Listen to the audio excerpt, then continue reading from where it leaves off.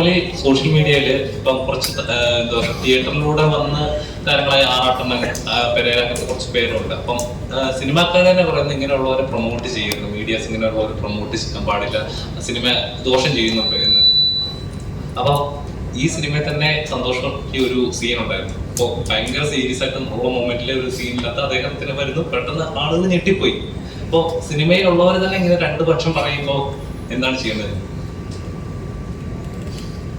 അത് ഡയറക്ടറുടെ കോളാണ്. അത് എനിക്ക് എന്തുകൊണ്ടെന്ന് അതെന്താ എങ്ങനെയാണോ വന്നതെന്നുള്ളത്. പക്ഷെ ഞാൻ ഭയങ്കരമായിട്ട് എൻജോയ് ചെയ്തൊരു മൊമെന്റ് ആയിരുന്നു.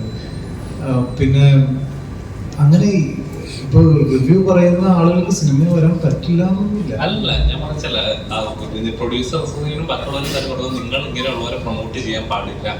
അങ്ങനെയുള്ളവരെ പ്രൊമോട്ട് ചെയ്യാൻ സെൻസ് അവരുടെ റിവ്യൂസിനല്ലേ പറയുന്നത്. ഈ ഒരാളുടെ ഇല്ലെങ്കിൽ ഈ ഒരാളുടെ എന്താ പറയുക ഫേസ് വാല്യൂവിനെയോ ഫെയിമിനെയോ അയാൾക്കുള്ള ഒരു പബ്ലിക് ഇമേജ് ഉണ്ടല്ലോ, അതിനെ യൂട്ടിലൈസ് ചെയ്യുന്നതിൽ എന്താണ് തെറ്റ്? ഇപ്പൊ ഇവിടെ ഇൻസ്റ്റാഗ്രാം റീൽ എടുക്കുന്ന ആളുകൾ എത്രയോ പേര് ഇപ്പൊ സിനിമയിലുണ്ട്. അത് അവരുടെ പബ്ലിക് ഇമേജിനെ യൂട്ടിലൈസ് ചെയ്യുന്നില്ലേ? അവർക്കുള്ള ആ ഒരു ഇമേജിനെ അതുപോലെ തന്നെ യൂട്ടിലൈസ് ചെയ്യുന്നതാണ്. അപ്പൊ അതിൽ തെറ്റൊന്നുമില്ല.